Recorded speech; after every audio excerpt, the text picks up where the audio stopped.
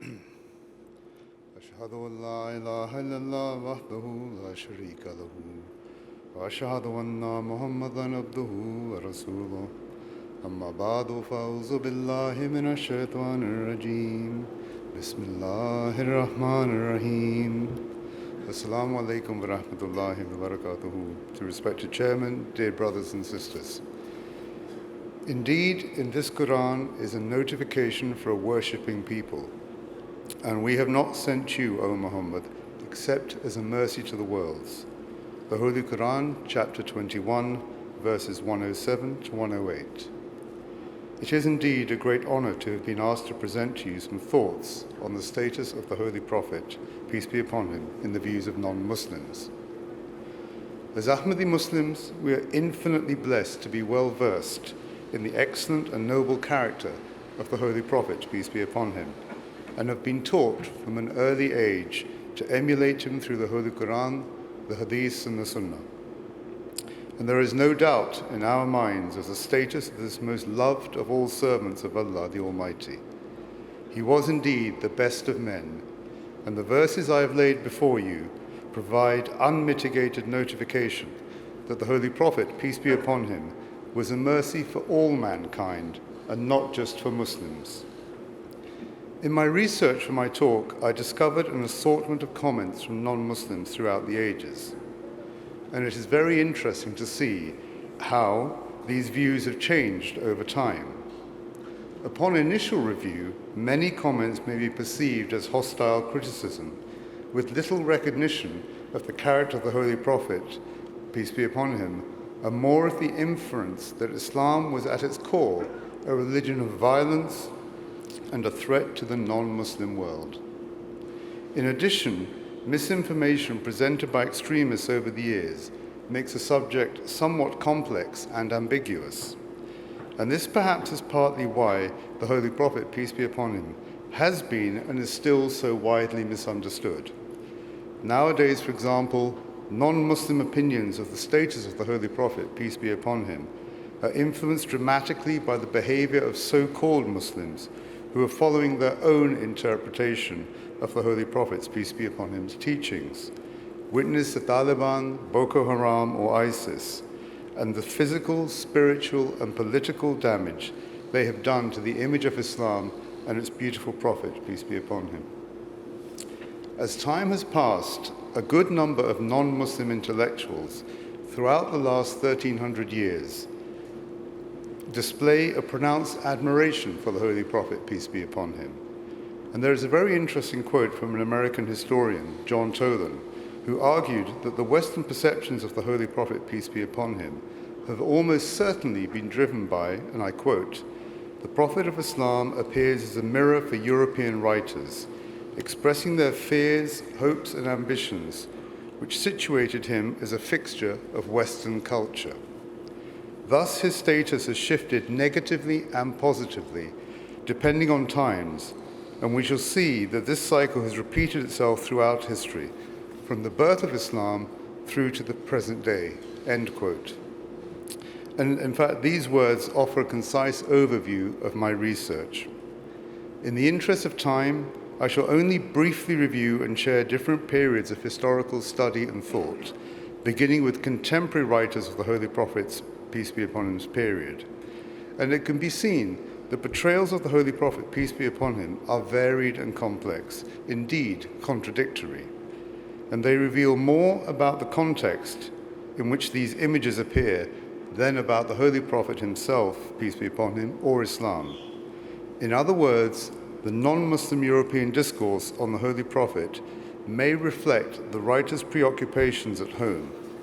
For instance, during the Crusades, the Holy Prophet, peace be upon him, was insulted personally and was a primary opponent of Christian writers. Yet, during the Protestant Reformation, the Holy Prophet, peace be upon him, received more positively, albeit not consistently. And I shall lay before you some short quotes from the latter times, in which the Holy Prophet, peace be upon him, is described as a most gifted man with many positive attributes. Indeed, he is written about with great respect. And we shall see how this change may have come about possibly due to the more objective and more informed and well-researched views of recent commentators. But whatever the reasons, I shall humbly attempt to present non-Muslim writings that delve into as many aspects as possible of our beloved Holy Prophet's, peace be upon him, sublime personality. Notably, earlier period non-Muslim commentators and intellectuals did not distinguish between the man and the religion, and they regarded the religion as a threat. Very few early texts in Judaism refer to or take any note of the Holy Prophet, peace be upon him, and those that do generally reject the Holy Prophet's proclamation of receiving divine revelations and label him instead as a false prophet and worse. The Jewish philosopher Maimonides, in his epistle to Yemen, said that the Holy Prophet was part of God's plan of preparing for the world for the coming of a Jewish Messiah. And I quote, "All those words of Jesus of Nazareth and of his Ishmaelite, i.e. Muhammad, who arose after him, are only to make straight the path for a messianic king." End quote. The earliest documented Christian knowledge of the Holy Prophet, peace be upon him, is found in Byzantine sources, written shortly after the Holy Prophet, peace be upon his death in 632. The ease with which the Muslim Empire achieved military victories led Western Europeans to fear that the ongoing success of the Muslims would collapse the political and social infrastructure and bring the downfall of Christendom. And this threat, therefore, could not be ignored. And so the Crusades were launched. With these Crusades and the war against the Muslim Empire taking center stage, during the late Middle Ages, the Christian view of the Holy Prophet, peace be upon him, and Islam became much more hostile. It regarded him initially as a heretic, and these views then deteriorated steadily to a more insulting depiction which cannot and should never be repeated. And it could be argued that such comments are not intended in a vitriolic sense, but originated from a Greek tradition of polemical description of a figure who is believed to lead others astray from the orthodox path. Undoubtedly, the non-Muslims of the time were apprehensive of the increasingly popular message of Islam, and hence these early commentators did not dare to be seen to offer any meaningful insight or praise of its main proponent, the Holy Prophet, peace be upon him. In the teaching of Jacob, written in approximately 634, in a dialogue between a recent Christian convert and several Jews, one participant writes, and I quote, "He wrote to say that a deceiving prophet has appeared amongst the Saracens," end quote. And another character replies about the Holy Prophet, peace be upon him, and I quote, "He is deceiving. For do prophets come with a sword and chariot? You will discover nothing true from the said prophet except human bloodshed," end quote. Sibios, a 7th century Armenian bishop and a historian, wrote in a slightly more respectful and balanced way, and I quote, "Muhammad taught them to recognize the God of Abraham, especially since he was informed and knowledgeable about Mosaic history.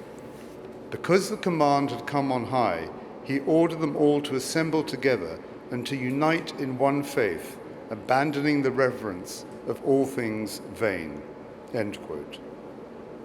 It may also be argued that the more positive comments about the Holy Prophet, peace be upon him, have come from those who regarded the Holy Prophet, peace be upon him, as a challenge to the powerful dominance, excesses, and greed of the established religions of the time. And remember, this was a time when many secular wars were waged in the name of religion, yet were actually fought for financial gain and territorial expansion. And in the early Middle Ages, Christendom largely viewed Islam as heresy, and by the late Middle Ages, Islam was typically grouped with heathenism, and the Holy Prophet, peace be upon him, was viewed as, God forbid, a man inspired by the devil. Astaghfirullah. Any knowledge of the Holy Prophet, peace be upon him, which was available in Christendom, was documented after the early expansion of Islam. Indeed, John of Damascus was the first to use this abominable phrase, false prophet, in his heresies in epitome in 750 AD. And according to the Encyclopedia Britannica in 2007, the Christians' knowledge of the Holy Prophet, peace be upon him's life, and I quote, was nearly always used abusively, end quote. And from the 9th century on, highly negative biographies about the Holy Prophet, peace be upon him, were written in Latin, such as the one by Alvaro of Cordoba. And similarly, in 1148, Peter the Venerable regarded the Holy Prophet, peace be upon him, and I quote, as a pseudo-prophet who manufactured a religious creed in pursuit of his real objective of worldly power, end quote. In recent years, we in the Muslim world have been shocked and insulted by the despicable cartoon scandals. I was equally saddened to discover that the first cartoons about the Holy Prophet, peace be upon him, appeared as early as 1315. And these drawings are far more insulting and far more offensive than anything we have seen in our lives. And these clearly stemmed from a fear of the rising influence upon the established religions of the beautiful teachings of the Holy Prophet, peace be upon him. And let me brighten this slightly dark picture by contrasting the Christian fear and disdain for the Holy Prophet, peace be upon him, with a tribute from the Hongwu Emperor of the Ming dynasty in China. And the Ming dynasty encouraged and was responsible for the widespread adoption of Buddhism in China. And in 1375, the emperor wrote a 100-word eulogy in honor of the Holy Prophet, peace be upon him. And I quote, conferring and receiving heavenly scripture in 30 parts, universally transforming all created beings, assisted by destiny, protector of the community. In each of the 5 daily prayers, he silently supplicates for their total well-being.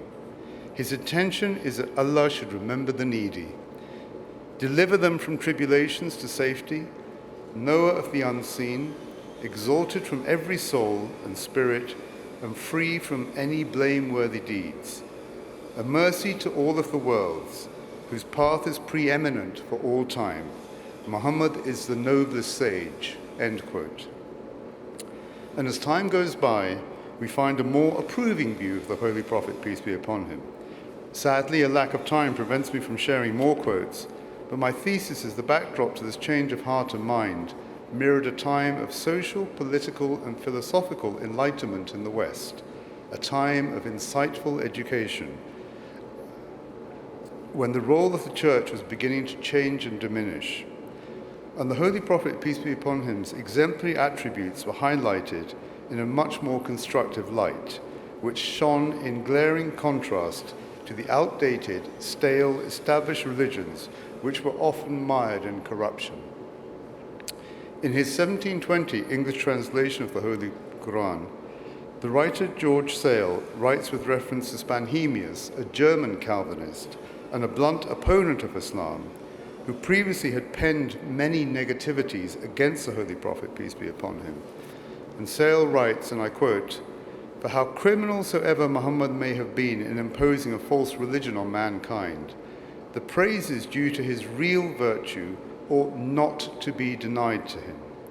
Nor can I do otherwise than applaud the candor of the pious and learned Spanhemius, who, although he owed him to have been a wicked impostor, yet acknowledged him to have been richly furnished with natural endowments, beautiful in his person, of a subtle wit, agreeable behavior, showing liberality to the poor, courtesy to everyone, fortitude against his enemies, and above all, a high reverence for the name of God, and a celebrator of the divine praises," end quote. It is clear the contradictions in Sale's analysis are most striking and need no further comment. Edward Gibbon, a mid-18th century British historian and Member of Parliament, wrote in The Apostle of God, "The Apostle of God submitted to the menial offices of the family. He kindled the fire, he swept the floor, he milked the ewes, and mended with his own hands his shoes and garments. He observed without effort or vanity the abstemious diet of an Arab. In other words, he not just endured the coarseness of an austere life, but it flowed naturally from him. But he feasted his companions with rustic, hospitable plenty. But in his domestic life, many weeks would pass without a fire being kindled on the hearth of the Prophet," end quote. And I found this last piece to be particularly moving, and how poignantly it reminds us of the unmatched humility and of the character and example of our beloved Holy Prophet, peace be upon him. And without doubt here, we are seeing a more balanced analysis and a more promising acceptance by a non-Muslim writer of the status of the Holy Prophet, peace be upon him. In 1840, Thomas Carlyle, the British statesman, delivered a lecture entitled "The Hero as a Prophet" to an audience of eminent British public figures, including philosophers, church leaders, and writers. And Carlyle said, "It goes greatly against the imposter theory and the fact that he lived in this entirely unexceptional, entirely quiet, and commonplace way. For my share, I have no faith whatever in that imposter theory. The lies and Western slander which well-meaning zeal has heaped around this man, Muhammad, are disgraceful to ourselves only." End quote.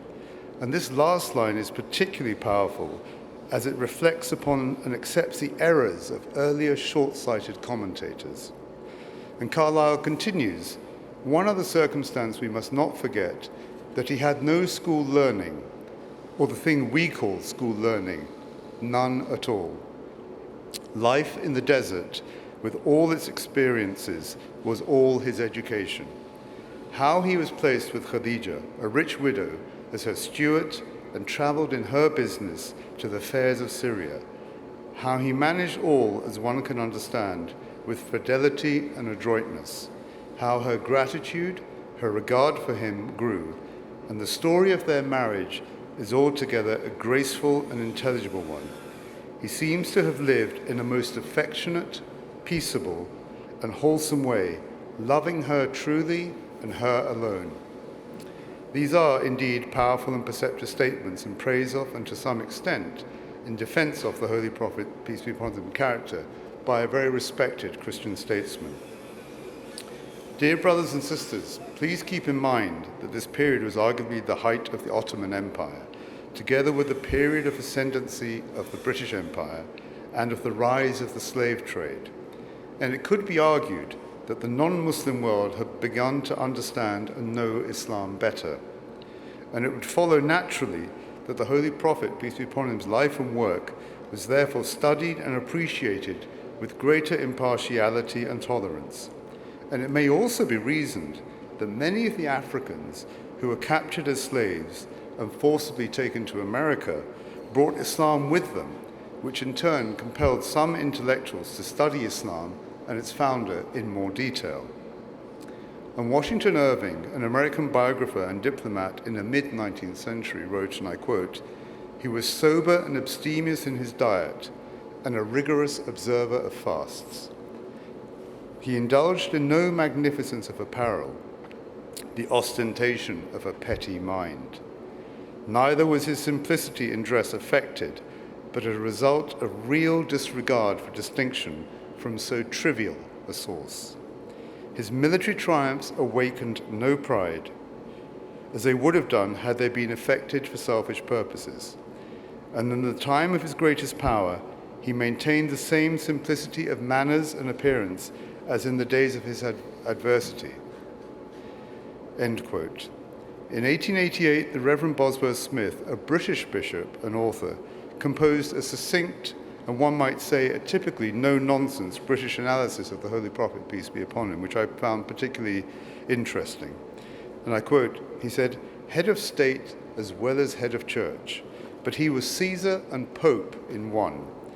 But he was Pope without the Pope's pretensions, and Caesar without the legions of Caesar, without a standing army, without a bodyguard, without a police force, without a fixed revenue. If ever a man ruled by right divine, it was Muhammad, for he had all the powers without the supports. He cared not for the dressings of power, and the simplicity of his private life was totally in keeping with his public life." End quote. And these opinions that I've quoted here, I believe, indicate a shift by non-Muslims in their regard for the status of the Holy Prophet, peace be upon him. Objective and critical thinking continued to become more composed in Western historical thought. And instead of being a mere tool employed by medieval writers looking for reasons to crusade and to give voice to anti-Islamic feeling, we see a change in discernment during this period of world history. There is a recognition of the Holy Prophet's, peace be upon him, extraordinary success in establishing the Islamic world, guided constantly by the message from his Creator, as well as recognition of his skill as a military leader and as a statesman and as a devoted husband. And it was not by coincidence, but by Allah's plan, that the Holy Prophet, peace be upon him, made the leap from being a man with a message to a man who has had the greatest impact on world history. From the 18th century, Orientalists were people who considered themselves scholars of Asian subjects and languages, and they often focused on Islam and Muslims. Alphonse de Lamartine, a French author, politician, and Orientalist, wrote in 1854, and I quote, "Never has a man set for himself voluntarily or involuntarily a more sublime aim, since this aim was superhuman. Never has a man undertaken a work so far beyond human power, with so feeble means, for he has in his conception as well as in execution of such a great design. No other instrument other than himself, and no other aid except a handful of men living in the corner of the desert. If the greatness of purpose and the smallness of means and the astounding results are the three criteria of human genius, who could dare to compare any great man in modern history with Muhammad? The most famous men created arms, laws, and empires. They founded, if anything at all, no more than material powers, which often crumbled away before their eyes. This man moved not only armies, legislation, empires, peoples, and dynasties, but millions of men in 1/3 of the then inhabited world." End quote. And of course, what de Lamartine misses here is the resounding fact that the Holy Prophet, peace be upon him, was guided and enabled by Allah the Almighty. Thus, he was never, ever alone. Dr. Gustav Weil is a German devoted Christian and also an Orientalist, wrote in 1870 in the History of Islamic Peoples, and I quote, "Muhammad was a shining example to his people. His character was pure and stainless. He would not accept any service from his slave which he could not do for himself. He was acceptable to all and at all times. He visited the sick and was full of sympathy for all. Unlimited was his benevolence and generosity, as was his anxious care for the welfare of the entire community." End quote. And in the 20th century, we find this increasingly favorable stance continues, especially when viewed in comparison to the relative moral decline of the Western world. And Stanley Lane Poole, a British Orientalist, said in Speeches and Table Talk of the Prophet in 1920, and I quote, "He was the most faithful protector, the sweetest and most agreeable in conversation. Those who saw him were suddenly filled with reverence, and those who came near him loved him. They described him and would say, 'We have never seen his like before or after.' He was of great taciturnity, and when he spoke, it was with deliberation and emphasis, and no one could forget what he said." End quote. These last three quotes that I've read from are from non-Muslim authors, and their backgrounds range from politics to diplomacy to religion, and they all held differing religious affiliations. But the one feature they all had in common was their acknowledgement without qualification of the excellence of the Holy Prophet, peace be upon him. And most importantly, they were not afraid to openly record their strong appreciation and respect for the status of the beloved Holy Prophet, peace be upon him. The renowned Hindu political and spiritual leader, Mahatma Gandhi, was also an ardent admirer of the Holy Prophet, peace be upon him. And he wrote in Young India in 1924, and I quote, "I wanted to know the best of life of one who holds today an undisputed sway over the hearts of millions of mankind. I became more convinced than ever that it was the utter rigid simplicity, the utter self-effacement of the Prophet, and the scrupulous regard for his pledges, his intense devotion to his friends and followers, his intrepidity, his fearlessness, and his absolute trust in God and his mission. And these, and not the sword, carried everything before them and surmounted every obstacle. And when I closed the second volume of the Prophet's biography, I was sorry that there was no more for me to read of this great life." End quote.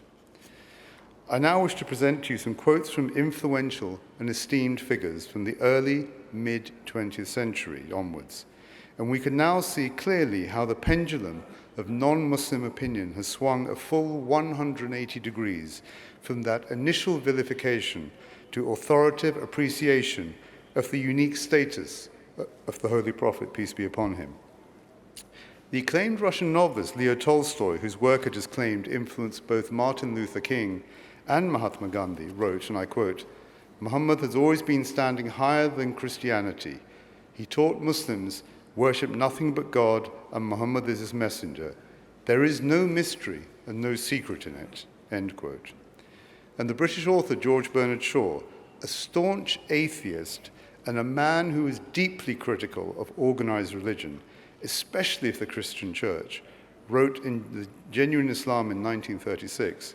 And before I share this, it is quite a long excerpt, but I feel it's worthy to include it in its entirety so we can appreciate the veneration the intellectual Shaw dedicates to the Holy Prophet, peace be upon him. And Shaw writes, "I've always held the religion of Muhammad in high estimation because of its wonderful vitality. It is the only religion which appears to me to possess that assimilation capacity to the changing phase of existence, which can make itself appeal in every age. I have studied him, Muhammad, the most wonderful man, and in my opinion, far from being an antichrist, he must be called the savior of humanity. I believe if a man like him were to assume the dictatorship of the modern world, he would succeed in solving its problems in a way that would bring it much needed peace and happiness. I have prophesied about the faith of Muhammad that it will be acceptable to the Europe of tomorrow as it is beginning to be acceptable to the Europe of today." And remember, this is written in 1936. "He was by far the most remarkable man ever to set foot on this earth. He preached a religion, founded a state, built a nation, laid down a moral code, initiated numerous social and political reforms, established a powerful and dynamic society to practice and represent his teachings. The worlds of human thought were completely revolutionized, and behavior was also revolutionized for all times to come." End quote. This stirring description from a steadfast opponent of established religion underlines the immense reverence and regard that even a deeply skeptical man had for the Holy Prophet, peace be upon him. And similarly, in 1932, there's a quote from Annie Besant, which I suggest is significant because she was a strong advocate for women's rights. And we know well that the Holy Prophet, peace be upon him, reigns as the unmatched champion of women's rights, an honor given to the world 1,300 years earlier by Islam. And Besant writes, and I quote, "It is impossible for anyone who studies the life and character of the great prophet of Arabia, who knows how he taught and how he lived, to feel anything but reverence for that mighty prophet, one of the great messengers of the Supreme. And although in what I put to you I shall say many things which may be familiar to many, yet I myself feel whenever I reread them a new way of admiration, a new reverence for that mighty Arabian teacher." End quote. And the prominent Orientalist William Montgomery Watt, a devout Anglican who trained to be a priest, wrote in 1956 in his book, The Holy Prophet at Medina, and I quote, "The more one reflects on the history of Muhammad and early Islam, the more one is amazed at the vastness of his achievement." End quote. And these are just a small selection of quotes which reflect this new status of the Holy Prophet, peace be upon him, and how this status changed over time. A most intriguing example of unlikely acceptance of this high status of the Holy Prophet is penned by Michael Hart in his well-known work, The 100, a ranking of the most influential persons in history. Now, this is particularly interesting because Hart is an astrophysicist an alien life researcher, and a self-confessed white separatist and nationalist. A rather interesting combination. And Hart writes, "My choice of Muhammad to lead the list of the world's most influential persons may surprise some readers and may be questioned by others. But he was the only man in history who was supremely successful on both the religious and secular level. How then is one to assess the overall impact of Muhammad on human history? It may initially seem strange that Muhammad has been ranked higher than Jesus, but there are two principal reasons for this. First, Muhammad played a far more important role in the development of Islam than Jesus did in the development of Christianity. Muhammad was responsible for both the theology of Islam and its main ethical and moral principles, and he has been larger than the combined influence of Jesus Christ and St. Paul on Christianity. His readiness to undergo persecution for his beliefs, the high moral character of the men who believed in him and looked up to him as a leader, and the greatness of his ultimate achievement ranks him as first." End quote. And just remember, dear brothers and sisters, what I alluded to about Hart's background, and one cannot help but reflect over the way that he has been forced to write thoughtfully and explain why he's elevated the Holy Prophet to this top of his list of 100 most influential people. The Dalai Lama, the head monk of Tibetan Buddhism, recognizing the qualities of our beloved Prophet, peace be upon him, said, and I quote, "Muhammad's life is the best example for the entire humanity. We should follow the path shown by the Prophet. In order to establish global peace and to end terrorism and tyranny from the world, the Prophet's message of love, justice, and religious tolerance will always be a leading light for the whole of humanity." End quote. In conclusion, may I leave you with the following thought. Arthur Schopenhauer, the German philosopher, said, "All truth passes through three stages. First, it is ridiculed. Second, it is violently opposed. And third, it is accepted as being self-evident." And it is fair to say these statements are applicable to many non-Muslims' affirmation of the status of the Holy Prophet, peace be upon him. We have seen that in the early days of Christianity and Judaism, Islam and the Holy Prophet were subjected to a sustained and offensive attack because of the alleged threat from the new religion. As this supposed threat declined over the years, so the analysis of the life of the Holy Prophet, peace be upon him, and of his character became more openly objective, solicitous, well-researched, and ultimately complimentary, as intellectuals and thought leaders the world over recognize his countless God-given qualities. Ahmadi Muslims are blessed to know that the self-professed greatest and most noble devotee of the Holy Prophet, peace be upon him, was the promised Messiah Mahdi, upon whom be peace. And the feelings and emotions which the promised Messiah, upon whom be peace, expressed with regards to his master are an endless ocean of love, respect, and total devotion. And it must be said with full conviction and belief that the love that the promised Messiah, upon whom be peace, expressed for his cherished master and the manner in which he covered himself in his love is such that its like cannot be found in the entire history of man. I close now with the rousing words of our beloved Khalifa, may Allah be his helper. May God the Almighty enable the world to understand the rank of the greatest man. Instead of opposing and mocking him, may they strive to hold on to his mantle and come under his refuge, so that they can be saved from God's punishment. The only means of salvation today is the Holy Prophet, peace be upon him. And every just writer and every truthful and sincere non-Muslim will acknowledge this. The truthfulness of the earlier prophets is testified by following the Holy Prophet, peace be upon him. This is the status of the seal of prophethood that we as Ahmadi Muslims must promote across all the world and should make efforts to achieve this. Wal-akhira lahum anil hamdulillahi rabbil alameen. Jazakumullah khairan.